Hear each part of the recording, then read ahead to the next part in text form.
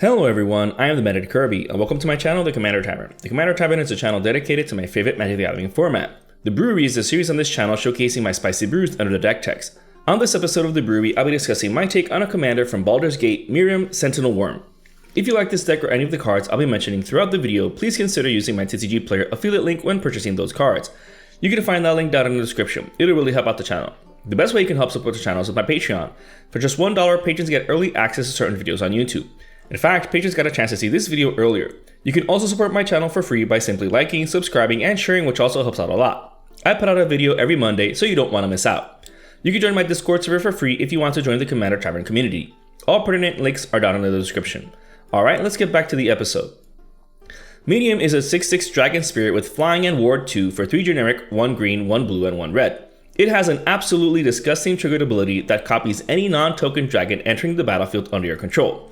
Best of all, if the dragon is legendary, the token created isn't legendary. This is an all-around amazing commander just because of how it aces the vanilla test. But you add on a triggered effect like that, and things will definitely get out of hand very quickly.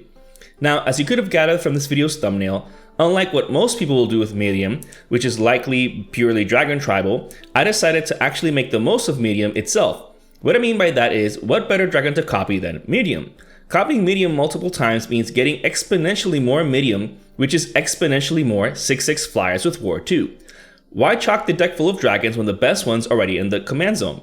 The deck is running 15 clones, which is as many clones as dragons. I mean, we do have to have some dragons, but these clones make the deck so ridiculous. The more useful of these being Altered Ego, Dax Duplicate, Gigantoplasm, Stun Double, Phantasmal Image, Clone, Sakashima Student, Vesuvian Doppelganger, Vesuvian Shapeshifter, and Undercover Operative. While a lot of these also bring other perks such as becoming bigger, having Flash, Haste, Dethrone, Ninjutsu, Morph, changing into a different creature, etc., the fact remains that we can use these to clone our own Miirym or some other creature if it just so happens to be the better choice. If someone gets out an Eldrazi Titan or other powerful creature, why not copy it for just 3 to 5 mana? So they're also good on their own. Undercover Operative especially, since it gets a shield counter on it if we had to enter a copy of a creature we control. Speaking of, Glasspool Mimic, Mirror Image, and Mercurial Pretender are some more clones in the deck, but these can only copy a creature we control. That's not really an issue though, since the creature we're seeking to copy is Miirym after all. At least with Mercurial Pretender, if we did have it copy another creature, we can pay its ability and bounce it back to our hand. Glasspool Mimic doesn't even take up a slot in the deck since its backside is a land. So while these 3 aren't as powerful as the previously mentioned 10, they're still quite useful in the deck for what I want to do with them. That being said, there are a couple of more copy any creature clones in the deck like Mirror Hall Mimic and Vizier of Many Faces. What's great about these particular clones is that they're still useful from the graveyard. Keep in mind that until we can ignore the legend rule, any of our clones entering the battlefield as a copy of Miirym will have to be sacrificed as a state-based action. We still get the non-legendary token copy, but the original is still legendary and has to be sacrificed. At least when we sacrifice Mirror Hall Mimic, we can disturb it later, getting an aura that can enchant a non-legendary copy of Miirym to potentially get another copy of it, thus non-legendary, at the beginning of our upkeeps. We can also embalm the Vizier to get another copy of a non-legendary token copy of Miirym. Unfortunately, since this is a token, Miirym won't trigger from it entering the battlefield. But that's fine since we're still getting another copy of Miirym. Phyrexian Metamorph and Clever Impersonator are some more amazing clones that can copy things we don't control. In this case, the Metamorph can also potentially copy an artifact, which is great for those cost-reducing ones in the deck, while the Impersonator can copy absolutely any non-land permanent on the battlefield, making it truly the most versatile card in the deck. However, the fact remains that the best clones for what I want the deck to achieve are Sakashima of 1,000 Faces, Sakashima the Imposter, and Spark Double. When these enter the battlefield as a copy of Miirym, you don't have to sacrifice them as a state-based action, so you're effectively getting an additional Miirym when they do. Best of all, you can then have your future clones enter as a copy of these instead of Miirym, thus bypassing the legend rule. Well, with Sakashima the Imposter, you'd have to have the clone enter as a copy of the non-legendary token copy of it. In any case, Sakashima of 1,000 Faces is obviously the best clone in the deck since it allows us to ignore the legend rule. Thus, we don't have to worry about any state-based actions requiring us to sacrifice our clones. Now, why did I decide to go this route? Well, I love clone effects and I've been looking for a commander to include as many clones in it as I realistically could. That is Miirym. Let's just show some examples of just how quickly this will get out of hand. Let's say we already have Miirym in play. We cast the first clone. It enters as a copy of Miirym. Although Miirym's trigger enters the stack, we have to sacrifice the original clone due to state-based actions. We then get the non-legendary token copy though. Now, let's cast a new clone, entering the battlefield as a copy of the non-legendary Miirym token. Since the token is non-legendary, state-based actions don't have us sacrifice the original. However, there are now 2 Miirym triggers on the stack, so we get 2 more non-legendary token copies of this new clone. We now have a total of 5 Miiryms on the battlefield. Let's just cast one more nondescript clone. Same as before, we'll have it enter as a copy of a non-legendary token of Miirym. Now there are 5 Miirym triggers on the stack, so we'll get 5 new non-legendary token copies of Miirym. Do you now see how quickly this can get out of hand? Sure, you can build Miirym purely dragon tribal, but dragon creatures are so expensive and clones are so cheap. You can simply have an insane amount of 6/6 flyers with Ward 2 this way. Oh, and it gets even better. Read Miirym's trigger. It happens when a non-token dragon enters the battlefield, so we're not limited to casting them. Enter Deadeye Navigator and Conjurer's Closet. While the closet only triggers during our end step, if we have enough Miirym copies on the battlefield, Blinking Miirym will create that many non-legendary token copies of it, which is definitely nothing to scoff at. With Deadeye Navigator, we can either blink a clone to retrigger Miirym, or we can be extra spicy and blink Miirym itself when there are clones of it already on the battlefield. Now let's look at a quick example. Let's say we have a non-legendary copy of Miirym along with Deadeye Navigator and Miirym being soulbound to each other. We can blink Miirym, and then when it returns to the battlefield, it'll trigger the token copy, creating another non-legendary token copy of Miirym. Not only are these interactions insane, but imagine the insanity when factoring in effects from cards like Adrix and Neve, Twin Casters, Doubling Season, Parallel Lives, and Primal Vigor. Imagine all of those previously epic board states, but further exponentiated. Just one of these is enough to go crazy, so if you can't afford the enchantments, at least Adrix and Neve are good enough. So you don't even need to break the bank, especially since a lot of the best dragons are so expensive. In fact, I was originally tinkering with making this deck entirely clones and blinking, just abuse the ridiculous number of Miirym copies on the board, and then overwhelm the table that way, including cards like Reflection of Littjara, Coat of Arms, etc. With haste enablers like Crashing Drawbridge and Fires of Yamavaya that are also included in this deck, and you can get that GG incredibly quickly. Keep in mind that with a horde of flyers with Ward 2, the most realistic way to get rid of them is a board wipe. A clone only build is super brutal, and you can definitely build one using my deck as a starting off point. If you want to see a deck list where I focus solely on clones and cloning effects, let me know in the comments. If enough people want it, I'll post it. As for running some actual dragons, there are still some amazing dragons you could put in the deck even with this shell, which I decided to do. So let's see which ones I included. While an overwhelming horde of Miirym copies might be enough to win the game, we can't just assume opponents are going to let us get there, or that they won't have a well-developed board state of their own. Fortunately, dragons like Balefire Dragon, Scourge of Valkis, Terror of the Peaks, and Wrathful Red Dragon have interactions stapled right onto them. Having multiple copies of Balefire Dragon means potentially wiping one opponent's board, or maybe even each opponent's board if all of their creatures have a lower toughness than the dragon's power. Scourge of Valkis and Terror of the Peaks are pretty much win cons in and of themselves. Whenever we have dragons enter the battlefield, they're dealing damage right to an opponent's face. If multiples of these are triggering off of each other as well as the other tokens entering the battlefield, one extra dragon or clone might be enough to end the game. Keep in mind that we can also blink creatures too. Wrathful Red Dragon puts opponents in between a rock and a hard place. If they block our dragons, we can deal that much damage to their face.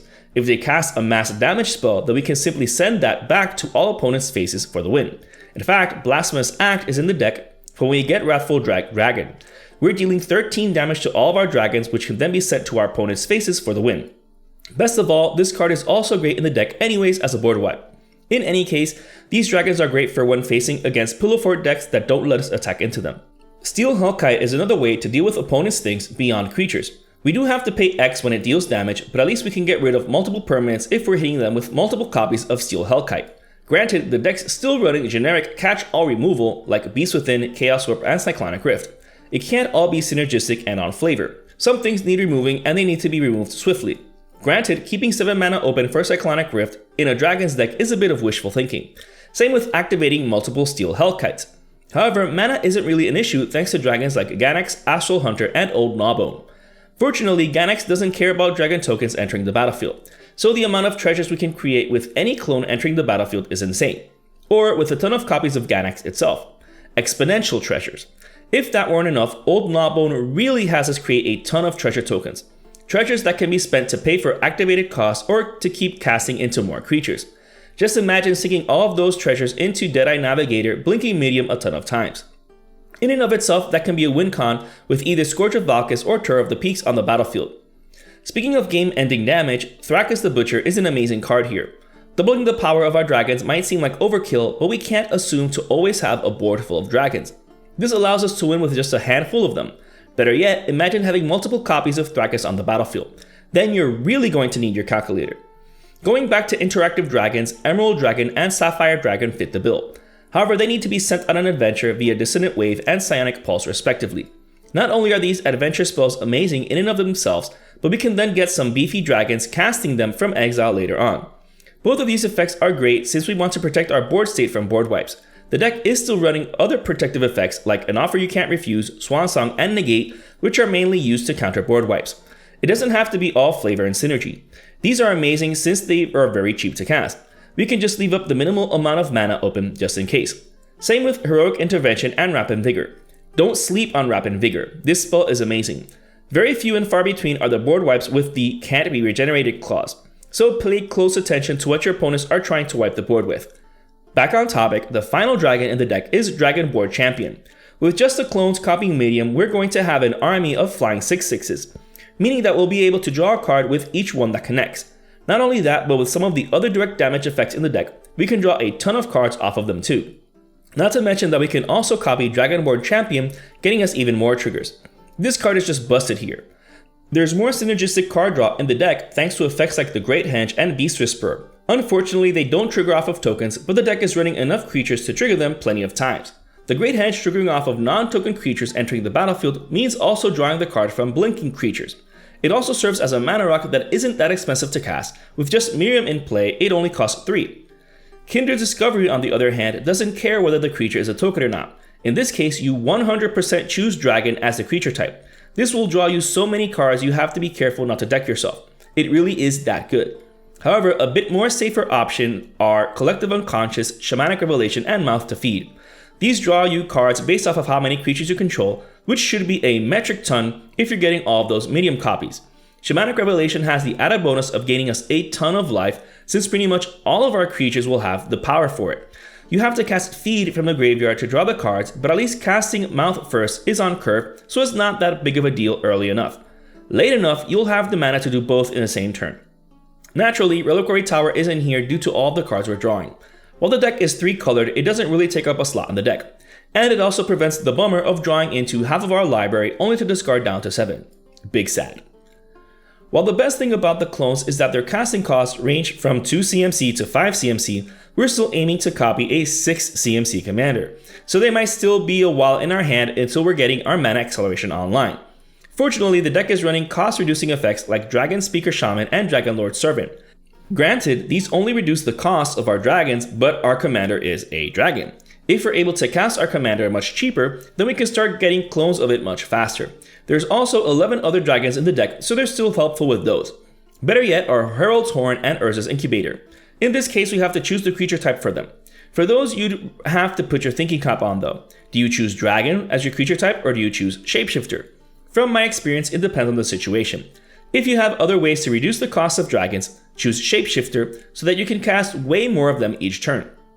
Fortunately, Cloud Key can reduce the cost of all of our creatures if we choose that card type, and Mistform War Chief can be changed each time it's activated. The best thing about Mistform War Chief is tapping it down and choosing Shapeshifter before casting a bunch of clones, or choosing Dragon if we need that extra help casting a beefy dragon. The deck is still running generic mana accelerating effects though, like Soul Ring and Arcane Signet. However, since the deck is green, it doesn't need that much help in terms of mana rocks, since we can run land-based ramp effects like Farseek, Nature's Lore, and 3 Visits, my favorite ramp trifecta. Getting these effects out on curve before Miirym is definitely the dream. Speaking of lands, while Secluded Courtyard, Unclaimed Territory, Path of Ancestry, and Cavern of Souls don't count as mana acceleration per se, being lands that can give us benefits from casting creatures with the chosen type is amazing, especially since they don't take up a slot in the deck, particularly Cavern of Souls. I tend to choose Dragon with Cavern of Souls because dragons are more expensive to cast and quite the bummer when countered. Speaking of lands, the rest of the deck is just the rest of the lands. The deck's running all 9 fetch lands, all 3 opponent lands, all 3 shock lands, all 3 snow duels, Ketria Triome, Reflecting Pool, Command Tower, Mana Confluence, and Ancient Tomb, as well as 2 of each basic land. The basics are key because Blood Moon type effects can actually set us back if we're not creating treasures yet, so it's a good safety net. As with all of my deck techs, you can build your mana base according to your budget. Whether you include more expensive cards or even cheaper cards is up to you. You do you. This brew is just an idea of how to build around Miirym Sentinel Wyrm. While I'm pretty sure that everyone building Miirym is going full on Dragon Tribal, I decided to go in an entirely different direction and actually make it a clone tribal deck instead. The deck slaps hard and is much faster since the only dragon you have to really worry about casting is the commander. Once it's out, all of the clones are way cheaper to cast than other dragon bombs. If you're interested in the deck list of this spicy brew of mine, you can find a link to it down in the description. I would like to thank all my patrons for supporting me, and a quick shout out to all my higher tier patrons, the brewers, for their patronage. I'd also like to thank anyone using my TCG Player affiliate link. That also helps out the channel. And to everyone, thanks for watching this episode of The Brewery on the Commander Tavern. I'm Medic Kirby, and happy brewing.